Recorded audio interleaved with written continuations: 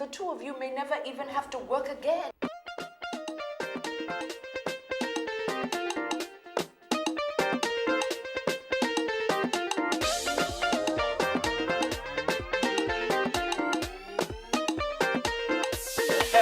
Yeah, sharp guy, how are you? What's your name? Akpos. America. Oh, Akpos America. Yeah, one. Love you too. Wonderful wonder! Wonderful wonder!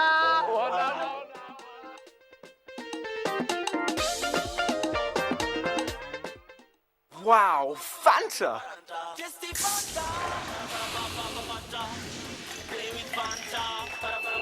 Wow, that great taste. The delicious bubbly Fanta. What could possibly get in our way? Drink your Fanta before someone else does. Enjoy the great tasting Fanta flavors.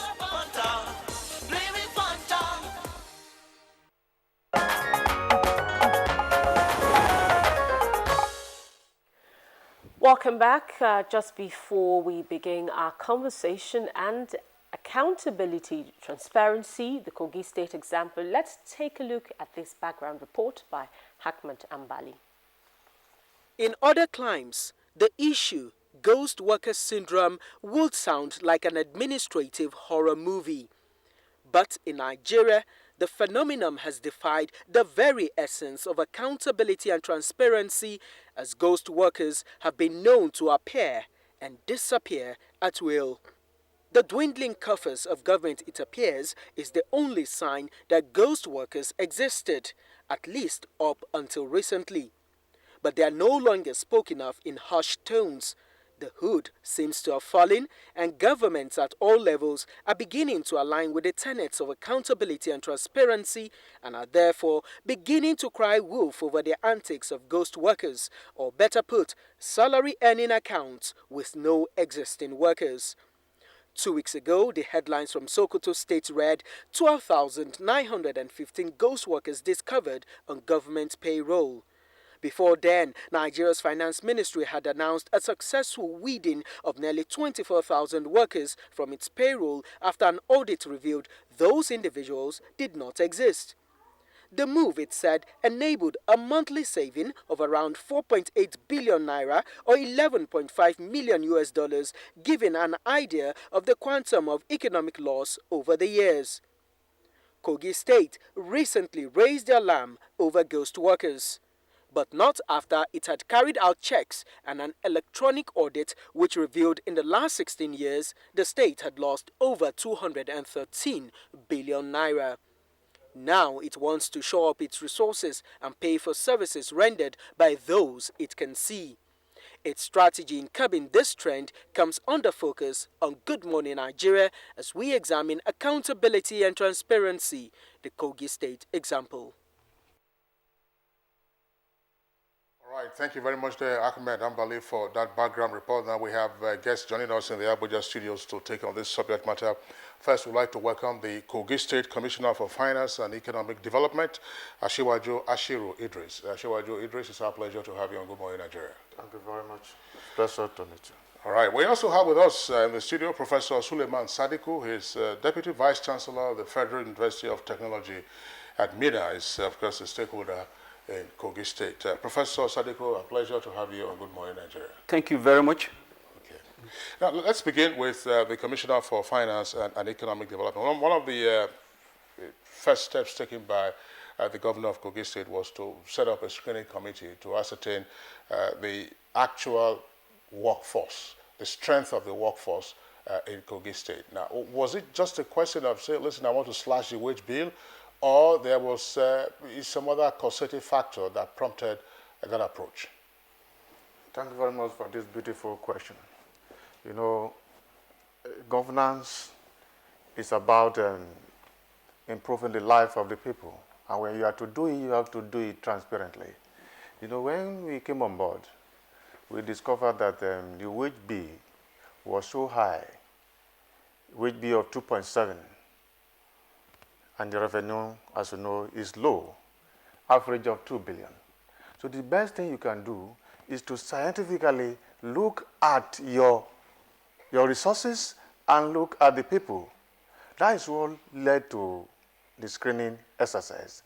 It was scientifically done, where we have to put in place people of integrity, those that have the love of the state at heart.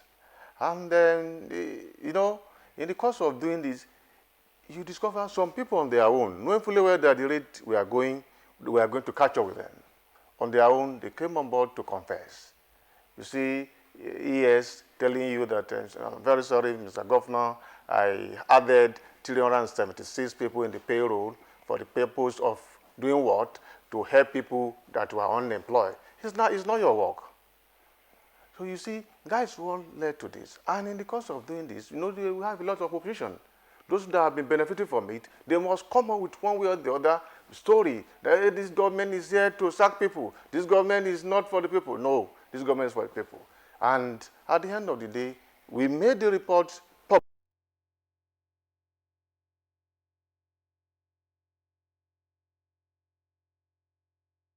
It's a big savings, which can be used for other developmental projects in the state. You just said that you made the report public. Aside the 18,000 ghost workers that you discovered, what were the other major issues that you also found out? In fact, our screening process is ongoing. As we speak right now, the figure is increasing. We gave you a figure of 18,211. By now, we are approaching 19,000. And we thank God, the Nigerian people, especially the people of Kogi State, now realize that the governor, Alhaji Ayabilu, is there to help the state. People on their own now, they will come out to tell you that this man is a ghost worker. This man is working in Kano. This is a diaspora worker. This is Abuja-based Yagba East worker. Sokoto-based Dekina local government staff. And we didn't have license in the office there. So the figure is increasing. And we've opened an account for recovery. Some people, those that took our money, some of them are returning it. As at this morning now, we have 14 million in that account. We arrested over 9 people yesterday. So by the time those people, we have to even bring them, so that people will see them, they will know that this is not a case of which hunting anybody. It's for the purpose of making our state great, and Kogi State has to be great. It can't be center of criminality. What stats do you have with regard to the purported strength of your workforce before the screening exercise started? So that if you were to delete the 19,000 or so ghost workers, how many would you have, even though you say that the figure is climbing? That's to say for Kogi State. Now, does the exercise involve both the Kogi State government and the local governments? Thank you very much. It's a holistic approach. The local government, the teachers, and also the civil servants, even the tertiary institution. If you look at the total workforce, around 88,000 total. And if you are to say the local government should do it, what if they don't do it with what if we didn't get the integrity we are looking for? And the cost, they may not be able to carry the cost. Kogi State, so on that basis, the state government has to carry out the exercise so that it will be holistic. And now, presently now we have what we call a complaint and review committee, comprised of people of integrity within Kogi State and outside Kogi State. So that if some people are making noise, those outside Kogi State will say, no, it's not like that. In that committee, we have the forces, member of the CIB, we have police, we have SS, member of the review and complaint committee, we have labor member, we have civil society group, so that the people will know that we are doing this thing for the purpose of our state. We are not hunting anybody. The government is not ready to sack anybody. Presently, as you are aware, we advertise for employment, our BR, Board of Internal Revenue, we are engaging more staff. So that's why we are not in any way trying to reduce the workforce. Let's bring in Professor Sadiq. Thank you. 18,211 ghost workers. And of course, that has been costing the government 1.3 365 billion. And from a report that I read yesterday, it said over the last 13 years, it has cost the state about 213 billion naira over 13 years. Economically, how much of a problem is this to Kogi State? It's a big problem because, just as I said, that's just salary alone. But you know that it's not about salary. Everything's about salary. We have a good percentage out there not receiving government salary. That good percentage, you have to take care of them through other sectors of the economy. Imagine how much you put that 213 billion into the other sectors of the economy. We are not talking about the green alternative. I know the potential of Kogi State in agriculture. As a professor of agriculture and fisheries, I know what that money can do for Kogi. So imagine us putting that 213 billion into the economy of Kogi to diversify the economy, into agriculture, into solid mineral. How much jobs can be created? It's enormous. That has a lot of negative impact on the economy of Kogi State, beyond salary. Well, Prof, I'll come back to you again. I think for the benefit of our viewers, it's useful to get back to the Kogi State Commissioner for Finance and Economic Development so that we get to understand some of the details of the work of the screening committee. Ghost worker syndrome is a topic that we have taken on Good Morning Nigeria in the past. From the findings of the screening committee, what were the modalities for perpetrating the syndrome of ghost workers? Thank you very much. You know, I mentioned diaspora workers. We tag them diaspora workers. Who are they? I told you we have Okene, maybe Abuja-based Okene local government staff. That is to say, he's here in Abuja seated, receiving salary on monthly basis, and it's not our staff. What we did, we requested for statement of account for 2 years. From whom? All the civil servants, as a condition before we screen you. When we asked for this, there was a resistance from labor.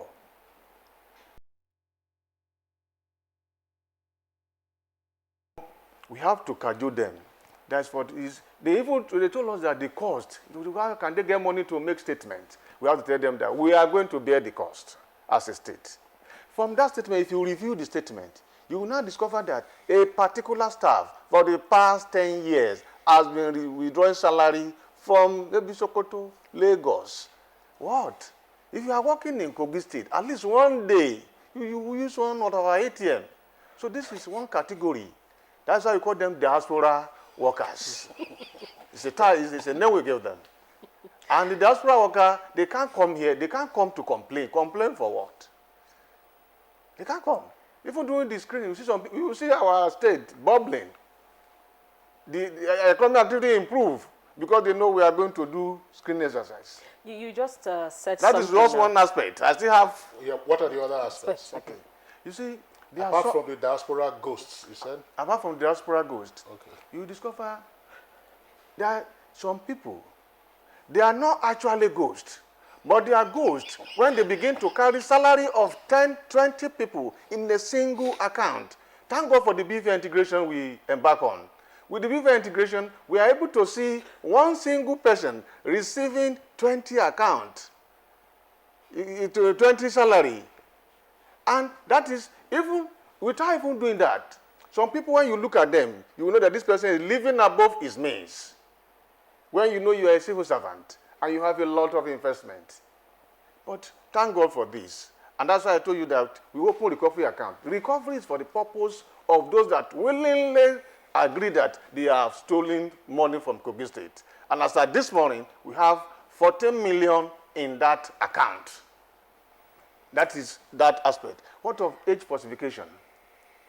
You will, in the system, as of yesterday, there was a man born 1939. He's still working in Kogi State. 1939. 1939. You will see some staff, some of our staff, employed before the creation of Kogi State. They were employed in advance, as if they know that there is going to be Kogi State. And they have employment letter. You see, if Kogi State, the problem is so enormous. It's a confluence of challenges. It's a confluence of challenges and it's a confluence of opportunity. So that opportunity, that's why we are there now.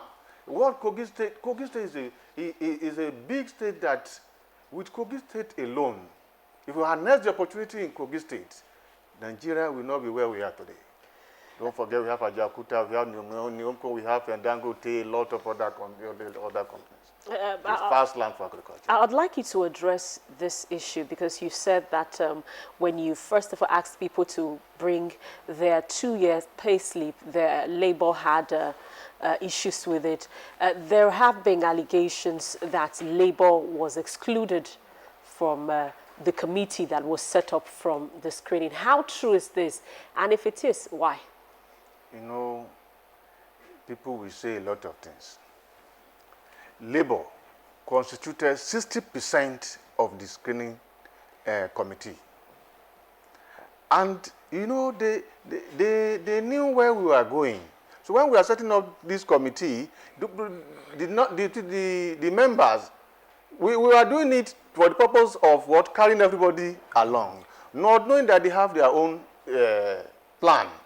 To they say that they fought the system, that they don't want the man that had the screening committee initially, that the one is too strong, the man will not allow them to. It's okay, no problem. We will do what we want, because our governor is a governor that listens and he knows where he's going. He allowed them. Give me a new person. So that was why they brought up Dr. Agbaji. And at the end of the day, we have a problem. So, in essence, labor considered the largest percentage. When it was time for them to sign, the last day, time for them to sign, they refused to sign. Why? Why are you not signing? When you people started this, and now the report is ready, sign, you say no. And you are the one that you gave us the person that was heading it. So you say you don't want the first person. This is your person. So they have to say that because it will meet them. You know, they need those people too, so that they can come back as a labor leader. So they have to claim, they have to do that, thinking that thing will not work. And we're already implementing it. All right. Asiwaju Idris, we'll come back to you. Let's get back to Professor Suleiman Sadiku, Deputy Vice Chancellor. Of course, you're also involved in administration. You manage a department, you know, and you know have the challenges that are also there in the university system. Let's try to relate that to the governance at Kogi. The Commissioner has indicated to us the various modalities for perpetrating the ghost worker syndrome or the ghost worker phenomenon. He's talked about them, but what guarantee is there that, look, the approach they have adopted now, or they are adopting now, is sustainable? Is there a risk of a relapse? In other words, how do we ensure that if you truly bust the diaspora ghosts, they are busted for all times? If you bust those who have falsified their age, they are busted for all times. Is this a sustainable way to go about it? Thank you very much. It's good to start from somewhere. We know very well that criminality grows with people. As we try to catch them with a method, even in the university system, people cheat in exams. When they use one method to cheat today, and try to catch them with the method, they will change to another method. But what we do is to live above criminals. I think with this method that Kogi State put in place, we are doing what we call forensic audit, which is scientific, as the Commissioner said. If criminals tomorrow want to go whichever method, Kogi State will rise up to the challenge by through continuous improvement on the methodology of tracking the ghost workers. But to tell you that it will be over once and for all, it can never be over. We are all living witnesses to what's happening around the world. Criminality grows anywhere. What is important is that you go above the criminals, and that's what Kogi State government is out to do. We were doing analog auditing before, paper read, all these things. We knew this. But when we discovered that somebody will come, as he said, the diaspora worker will definitely be phoned, connected by any means to come down when it is a paper read day. I will be there, will collect salary and go away. But when you now talk of forensic audit, BVM, whether if you collect a Kano and you collect a Kogi and collect a Sokoto, BVM will link everything together and will be fished out. That is going above the criminals. That's what Kogi State government is doing. All right. Let's again return to the Honorable Commissioner for Finance and Economic Development. There was also the allegation in all of this that state workers are being compelled to open their accounts and therefore maintain accounts with specified institutions. Why is this so? Assume it is so. Thank you very much. You know, as a banker, that's what we call KYC, meaning know your customer. We also have what we call KYCB, not just know your customer business. If the bank that have been doing this work, you just see alert. You check the customer balance sheet, 1, 2, 3, 4, 5. You as a banker, you're happy. My DD is increasing. But if you really want to help the state, you're supposed to now meet either the Commissioner of Finance or anybody in government that this person is my customer in this bank, but he's collecting salary 5, 10, 20. I have checked his salary. You have checked his account. On monthly basis, I'm seeing 5 million, 10 million. You are not doing that. So when we came on board, and we were able to select 2 banks, Access and Zenith Bank. Zenith handle the... No, you're advertising those banks now. Oh, sorry, it's not advertisement. You know, for that. Oh, sorry. So I have to be specific. Oh, sorry for that. So we picked these 2, and we have service levy agreement with them. If at the end of the day, we discover any of these as a ghost, you will pay for it. Those that have been supporting them, abating them, we can't allow them. And it's not even for long. We are saying, okay, for the period of this screening, at least 4 months to 6 months, or if it extends to 1 year, we want to use these 2 banks. Mind you, now, as at the last count, we have 922 staff that refuse to go to the other bank to pick their money in this hard time. 922. Why the other bank, since I should not mention name, 233 refuse to go and pick their money. We know we pay 4 months salary at a go. We also have mechanism at the bank so that as you are coming, it's not that after, even though if you finish the first stage with the screening committee, at the bank we put something in place and the banks are doing it, they're helping us. Multiply that, 922 staff in one bank, another 233, and the figure will be increasing. So that is the reason. If we are to use the whole bank, we will lose the money. Honorable Commissioner, let's talk about the screening process and payment delay.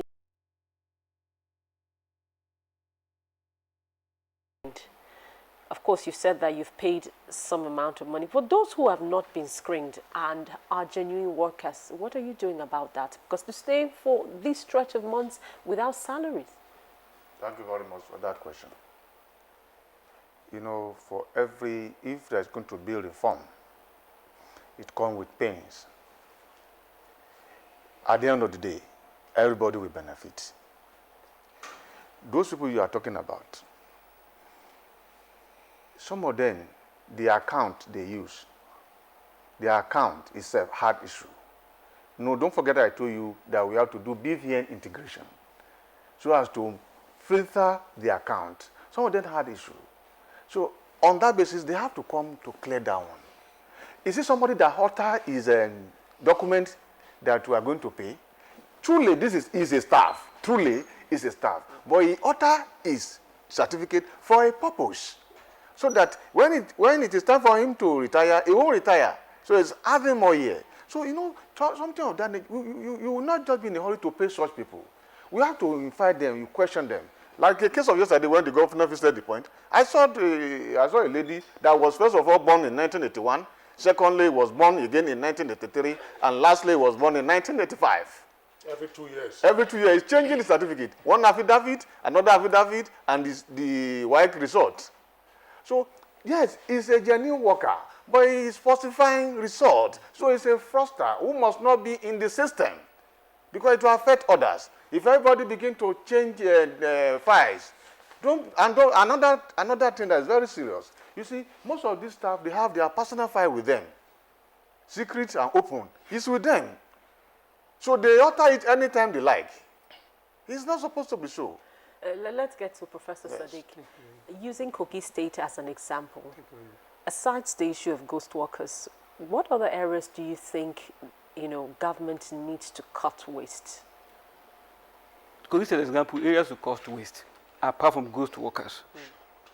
I want to also highlight on that ghost worker. Maybe Commissioner of Finance will say something. That in addition to the diaspora we talk about, I believe we have ghost institutions. It has gone corporate. from worker, which is an individual, to institution. You just say ghost institution. Ghost institution. I believe Commissioner will say something about that. But other areas of cutting wastages is the area of leakage, tax leakage. It's of common knowledge that we have problem of tax payment and tax collection. These are two different issues. There are people who don't pay tax, who evade tax, and there are people, when they pay, the revenue collectors will not deliver. So we have two areas of leakages. Apart from ghost workers syndrome, we have the syndrome of income tax. It's a syndrome that is national, but it has its own column in Kogi State. Tax payment, tax collection. I believe Commissioner of Finance can throw more light on that. He just said something now. Ghost institutions. Yes. Did you discover anything like that? Yes.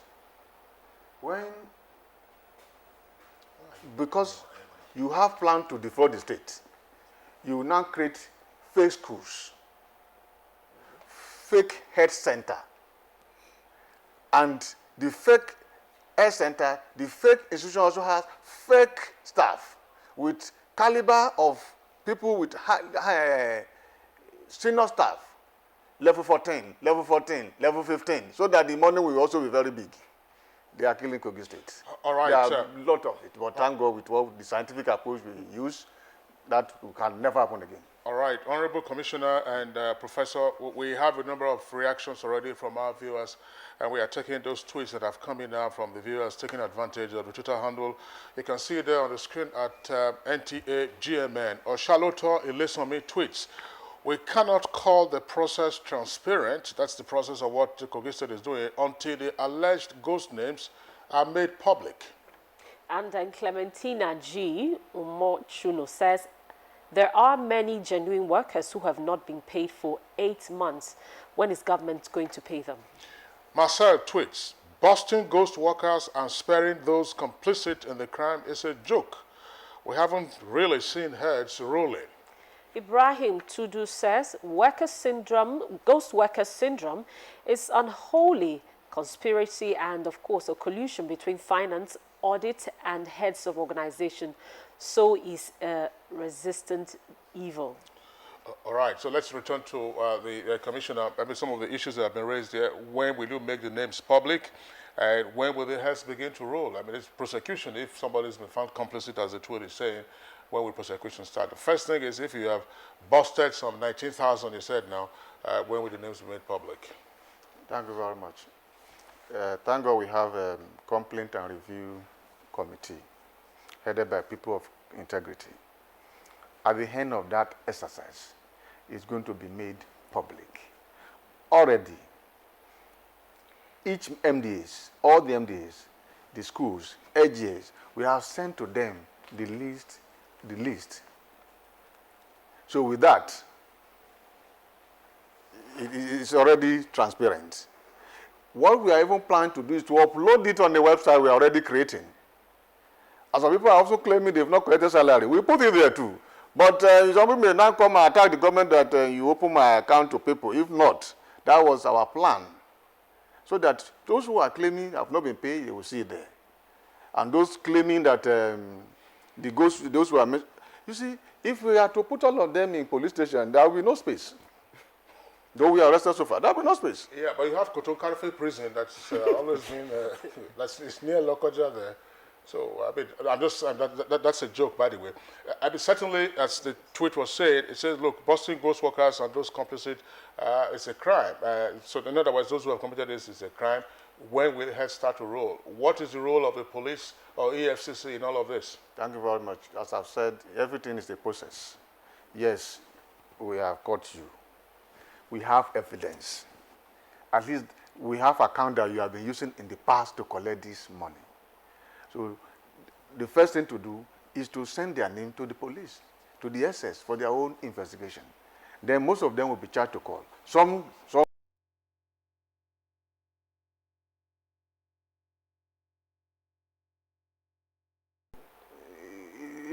they need special court because of their number. Let me tell you, over 9,000, even 9,307 or so refused to, they were not able to come forward to face the screening committee. because they were ghosts. You know, ordinarily ghosts is not even supposed to come out, as the name implies. So they cannot face the screening committee because the screening committee, we went out with screening committee of people of integrity, soldiers, forces, all of them, follow them so that they will not attack them. You know this, not the ghost. The ghost can send a living being to attack the process. They did that. They demonstrated when the result was about to be published. Demonstrated in the West, in the East. This, we know their plan.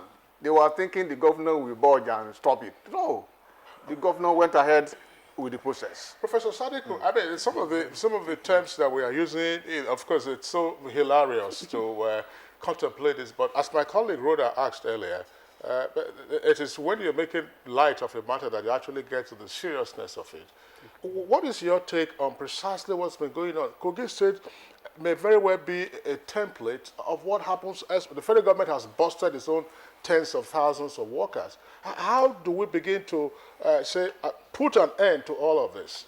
To say, look, no more. It's to say, look, this is bad business now. The ghost syndrome is dead. That is our vision. Let the ghost syndrome be dead. But it takes time to get there.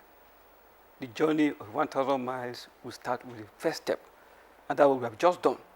We, as John rightly said, Kogi State can be a template because of the enormous potential that we have in Kogi State. I believe taking advantage of the cultural potential, taking advantage of the solid mineral we have in Kogi State, most of these people who are engaged in the various activities, we can channel their energy, negative energy, into positive use by engaging them in agriculture, by engaging them in solid mineral, by engaging them in commerce and business. Kogi State is what I call a gateway state to Nigeria when they are coming from the south. Imagine how many people, how many states crisscrossing Kogi to get to Abuja.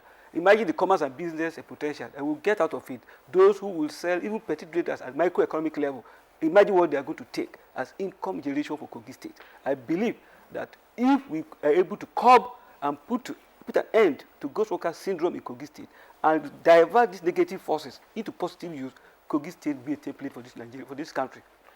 Thank you very much, Professor Sadiq. We'll Thank get you back to you very very briefly as we round up the program. But, Honorable Commissioner, this to me seemed like a recurring issue in Kogi State because in 2008, Governor Ibrahim Idris did a screening exercise like this. I think in 2010 also, Idris Wada also did another. Yahaya Bello's administration now is doing another one. Is this a peculiar issue with Kogi? And you said that this one you have adopted is a forensic one. Would this put an end to all of this screening over and over again, the method that you have adopted now? Thank you very much. One thing for you to start a process. Another thing is ability to implement. The fear of losing the election, the fear of second time may make you not to even implement your findings. And at the end of the day, it will now turn against you. You won't perform.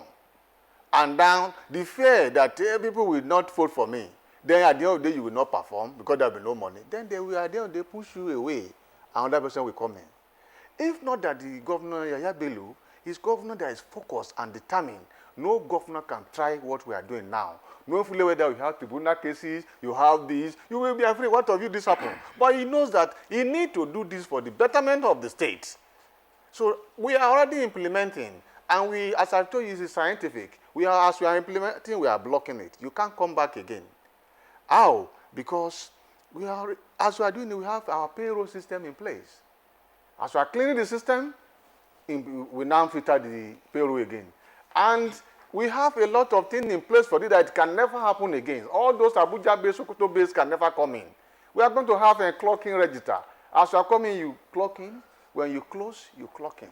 With that, I will see how those Abuja-based, Sokoto-based will be able to come back in the morning and clock in, rush back to the office again and clock out. So with that one, we are removing them totally.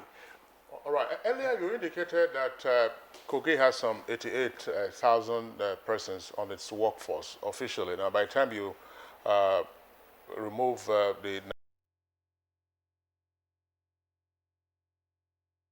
And Kogi is no exception. are you not likely to face the political pressure to say, now, since we know that we have exercised some 20,000 or so ghost workers, now employ real human beings to fill in those spaces? Thank you very much. You know, even after that, after the exercise, you discover that, like in my office now, I have people, they are staff, but they don't have schedule. How do you sit down? That one is another ghost. But you can, it's a staff, but it's not doing anything. It's supposed to come to the office, talk story, close. At the end of the day, collect salary. It's another thing. So, but thank God we have a governor that has vision. But I hope you know that it's an infraction of the Labor Act for you to employ somebody and not give him work to do. That is what we met on ground. And if you now say go, they say, hey, governor is sacking again. We can't sack. We have to bear it like that until when we reform the whole thing. Thank God we are about coming up with our Kogi State Government House Farm. It's about 20,000 hectares. And we are going to do commercial farming. With that, at least some people, we find better thing to do. It's not compulsory they do white collar job. I think we have blue collar now, black collar. I'd like you to touch on this particularly. The whole rumor that has trailed this is the governor wants to cut the workforce. And so some people who have been in the service for long genuinely are beginning to lose trust for this administration. Is the government planning to cut the workforce? As I've said, we are still employing. We advertise to fill up vacancy in Board of Internal Revenue. So if we are planning to downsize, we won't advertise. There's no plan to sack anybody, but we have plan to remove the ghosts. We have plan to remove those who are not supposed to be on the payroll.